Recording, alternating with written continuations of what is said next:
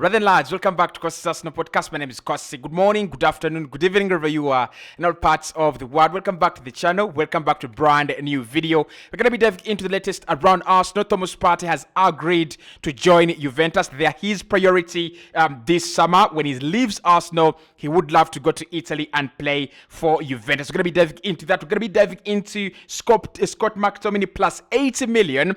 That is the offer Manchester United are taking to West Ham to sign Declan Rice. So Arsenal, now we have two very strong opponents in Manchester United. All the reports that Manchester United were not in this deal are wide off the mark according to Sky Sports. Harry Maguire is not an option in the deal, but Scott McTominay is seen as a player that can be accepted by West Ham. We're going to be talking about that and sales as well, because Premier League clubs have now come in for Nketiah after Arsenal announcing that they will accept offers. Crystal Palace, Brighton are some of the clubs interested, so let's wait and see, but Arsenal will accept between 30 to 40 million for Nketiah. Is that enough money? For me, no. I think, look, If the likes of Liverpool are selling players like Ryan Brewster, who have never played in the Premier League and consolidated positions in the Premier League, for around 20 million, Nketiah should be more than 30 million pounds. But hit the like button, subscribe to the podcast as well. The Rice race is heating up. Are you confident? Are you still confident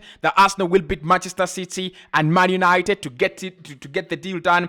And Thomas Partey to Juventus. How are we feeling about this one? Remember, we have not signed any of the two players that we want to replace Thomas Partey. Declan Rice, the deal is in absolute turmoil, and Romeo Lavia, it is advancing, it is in advanced stages, but there is nothing coming out of that end. So how are we feeling Thomas Partey going to Juventus? Hit the like button. Let's get this video to 500 likes. Right, let's dive into the big story, which is Thomas Partey apparently agreeing to join Juventus. He has a couple of offers on his table, by the way.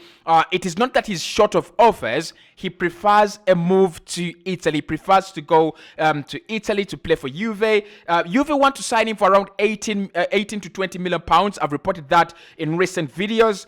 Arsenal still think that is very, very low according to their valuation. I think our valuation for Partey is around 40 to 50 million pounds. Not even euros, but million pounds. So we still have a 20 million or 25 million pound difference in valuation. But let's hope Juventus will rise their bid, and probably Arsenal will also lower their asking price as well.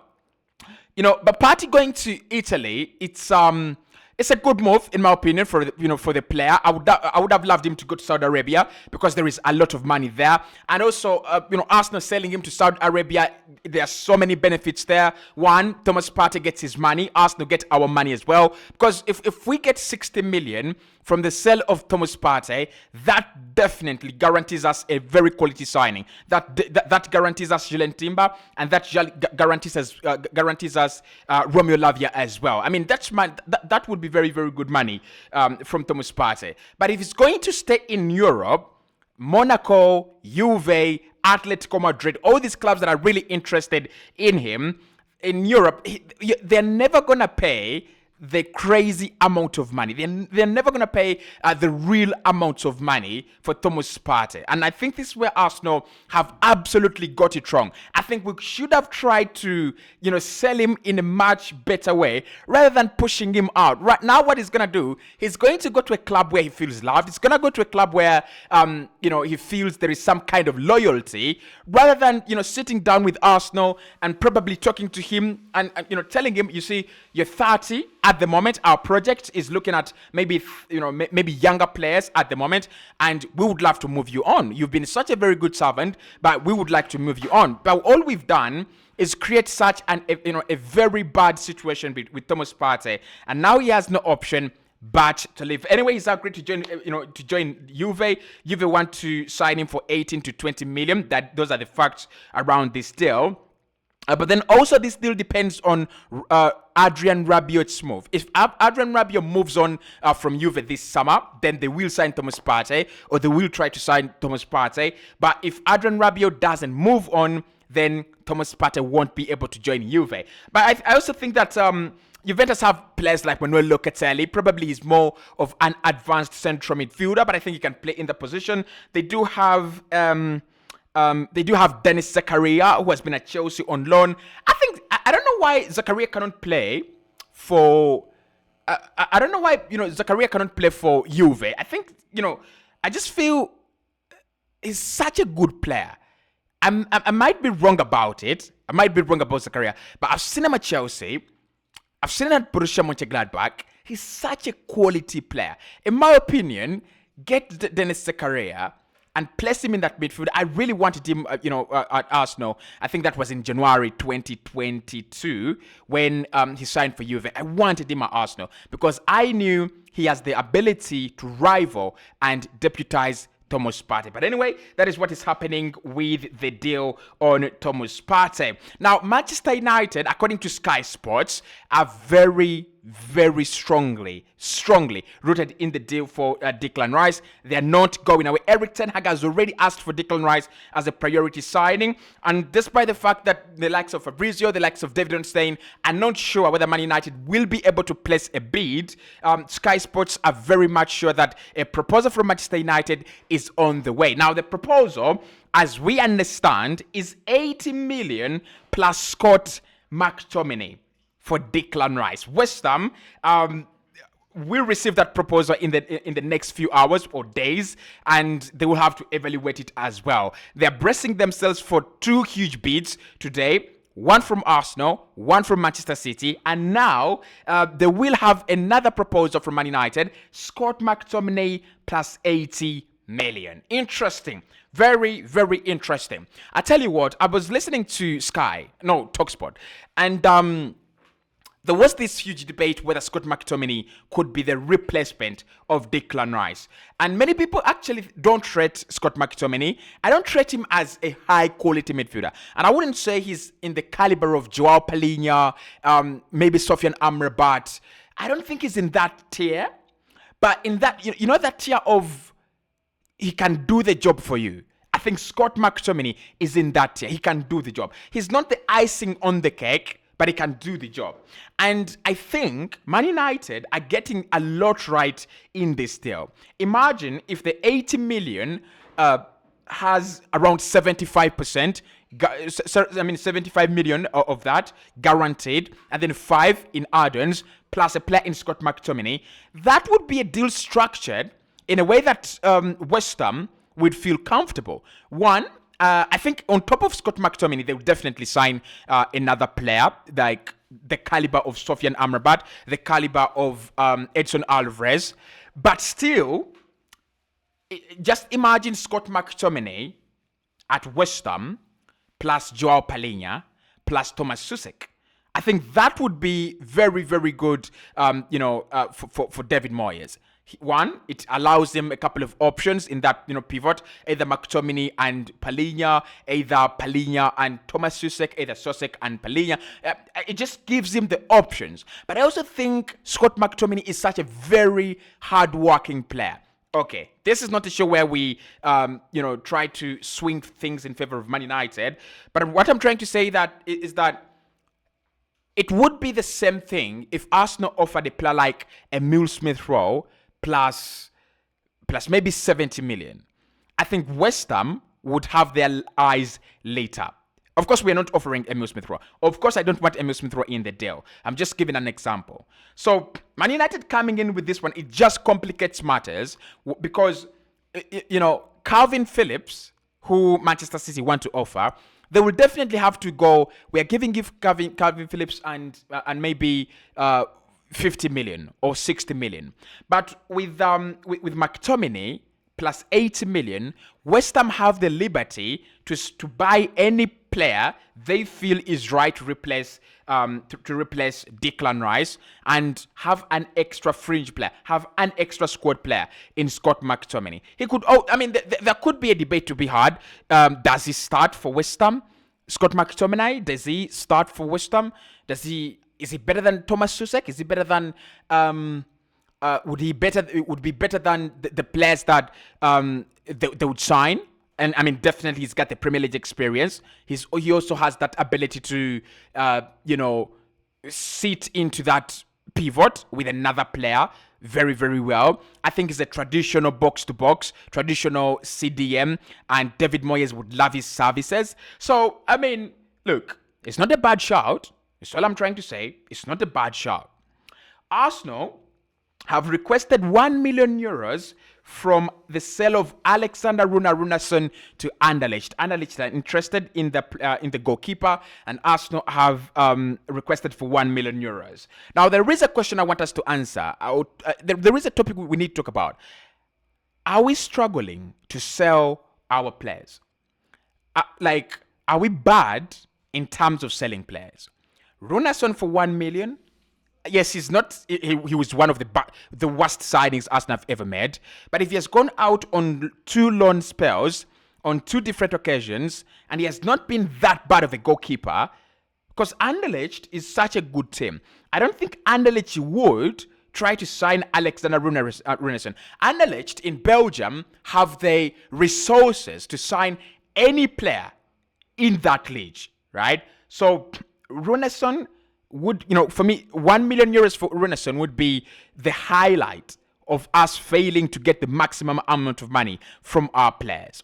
Premier League clubs are lining up offers for Florian Balogun and Eddie Nketiah, but mostly Eddie Nketiah. Arsenal are willing to go to accept 30 to 40 million for the services of Eddie Nketiah to any other club. Now, the clubs we're talking about Brighton, we're talking about Crystal Palace, of course. I've talked about Crystal Palace before, and a couple of other clubs that are in the Premier League. I think Eddie will be a Premier League player. Like, next season, Eddie Nketiah will be a Premier League player. I'm not very sure about Florian Balogun. Balogun has had a very exciting spell away from the Premier League, and the fact that he has now turned his allegiance to the United States men's soccer team, it just means that he has no reason to feel obliged to play in the Premier League. Listen, if he was playing for England, or if he was waiting for an England call-up, he would desperately try to sign for an English side, right? But with him now playing for the USA, it literally means he can play anywhere as long as he gets enough game time and he can be hitting the balls into the back of the net. That is all Balogun needs, and he would be he will have cemented his position into the national team every single year. Now, let's start off with Eddie, right? Let's first talk about Eddie. Eddie is such a quality Premier League player.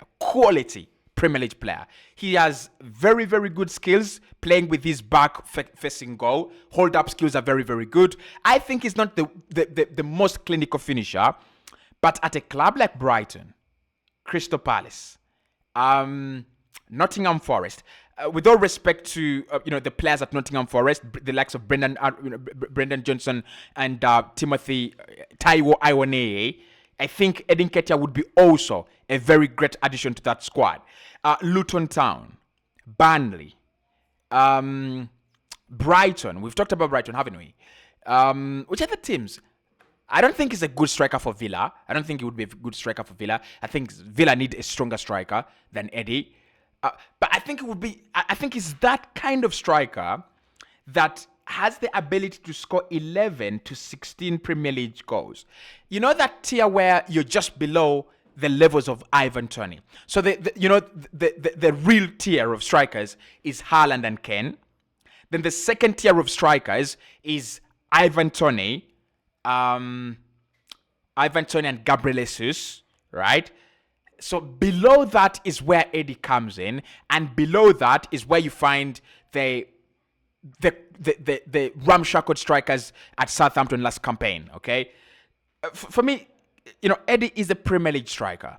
Maybe not at Arsenal, but at a club like Crystal Palace, he would definitely thrive. He would definitely give them the best of the best. So if I were to recommend 5 clubs for Eddie Nketiah, Crystal Palace would be at the epitome, right? At the very, very, very high of the list, because one, Odson Edward and Mateta are the worst strikers in the Premier League after Southampton getting relegated. So you can't have the worst strikers if you're Crystal Palace, like, to be honest. But then there is also this culture of black players. I don't know if I'm allowed to say this. Yeah, just look at that squad at Crystal Palace. Magehi, Tariq Mitchell, Eberezer Eze, Olise, Mateta, Odson Edward, Wilfred Zaha, Dokore. The players there, the culture, I think Eddie would really fit in very well. I really, really do. I really do think he would fit in very well. So Crystal Palace number 1. But number 2 is Brighton, and the best deal for him is Brighton. The best deal for him is not Crystal Palace. The best deal for him is Brighton. Because if he goes into Brighton and he just, he has that element of Danny Welbeck. So if he can become the next Danny Welbeck, those off the ball runs, those turns into the penalty area, those crazy goals, and of course he's more clinical than Danny Welbeck, because Welbeck in the history of the Premier League is one of the worst strikers as well.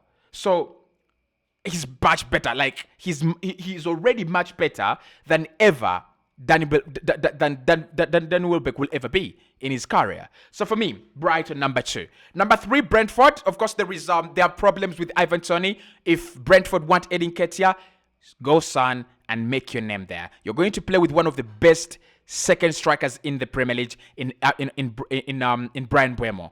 I think Brentford would be a very good shot, and the style of football they play there, it's marvelous. So number 3, I would if I was Eddie, I would definitely go to Brentford. Number 4, like I said, it's crazy, but I think Nottingham Forest need to up their game. And they have given us this kind of vibes of big spenders, right?